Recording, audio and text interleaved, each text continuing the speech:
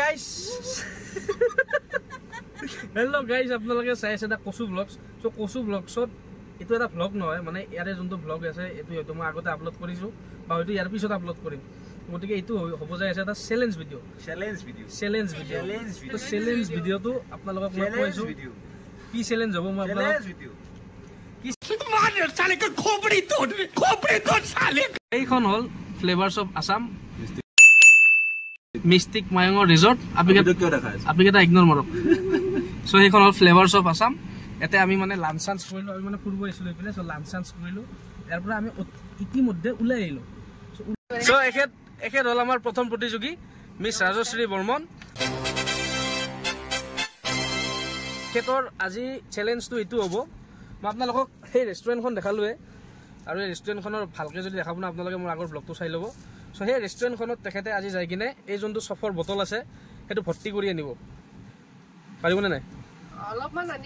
অলপমান দিয়া অলপ আগতে লৈ আহিছে টিচুত মনে মনে ভৰাই কিনে, কিন্তু এবাৰ মনে মনে নহয়, অপেন যাই কিনে পুৰা ধুনীয়াকৈ যাই কিনে সোমাই কিনে চামুচেদি এইটো বটল ভৰ্তি কৰি আনিব লাগিব। চামুচেদি হাতেদি ভৰাব নেকি? তো চামুচেদি এইটো বটল ভৰ্তি কৰি আনিব। আৰু যদি তেওঁ এইটো বটল ভৰ্তি কৰি আনিব পাৰে তেতিয়াহ'লে তেওঁ আজি এই 100 টকা কেছ প্ৰাইজ জিকিব। নাই 100 টকাটো আচলতে কম হৈছে আৰু লাগিছিল। মানে আপুনি চেনেলটো চাই কিনে ডিমাণ্ড কৰক, 10-15টা মানুহে ভিডিঅ'টো চাব, তাৰ ওপৰতো 100 টকা ইনভেষ্ট কৰিব নোৱাৰি ন। হ'ব নেক্সট চেলেঞ্জত মই বঢ়াই দিম আপোনাৰ পেমেণ্টটো, কিন্তু এবাৰৰ কাৰণে আপুনি এইটো কৰক। যাওক। 100 টকাৰ কাৰণে ইমান ডাঙৰ ৰিস্ক ল'ব আচলতে অলপমান প্ৰব্লেম হয়তো।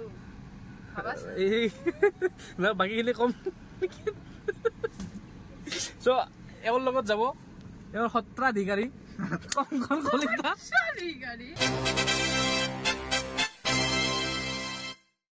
কেমেৰামেন সৰি সহকাৰী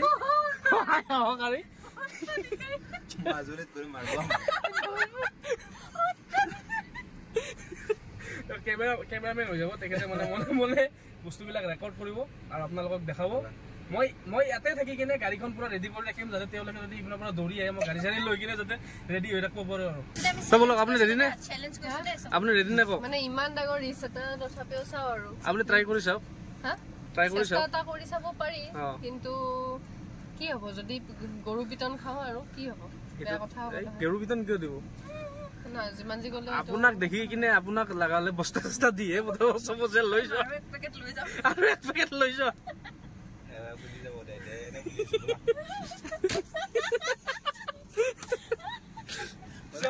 বলক ভিডিঅ'টো আৰম্ভ কৰো। এতিয়া তাই গৈ আছে আমাৰ চেলেঞ্জৰ প্ৰথমটো ষ্টেপ ল'বলৈ। মানে আমি গৈ আছো এতিয়া, তাই গৈ আছে এতিয়া, পিছে পিছে মই গৈ আছো। চেলেঞ্জ ষ্টাৰ্ট হ'ব। টাইম নাই আমি ফটো উঠা ষ্টাইলত যাম দে ফাৰ্ষ্ট। যোৱা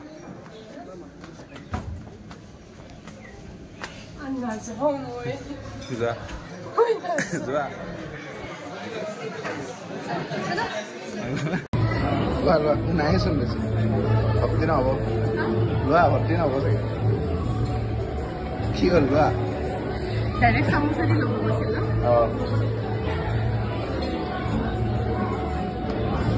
এইটোত ল'ব লাগিব। ঐ সেনেকে হ'বলৈ হ'ব নেকি? সেনেকে ল'বা নেকি? নাই খতম লোৱা, তাৰ ভিডিঅ'টোৱে ভাল হওক দিয়া। হৈ গ'ল যোৱা পিছত বেক চাইডৰ পৰা লোৱা আকৌ।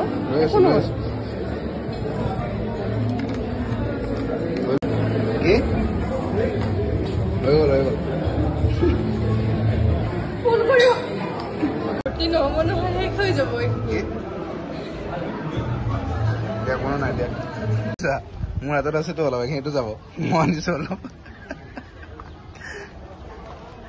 ফাৰ্ষ্ট টাইম জীৱনত কিবা নিজকে চোৰ টাইপ লাগিছে। চাওক, এজন প্ৰতিযোগীয়ে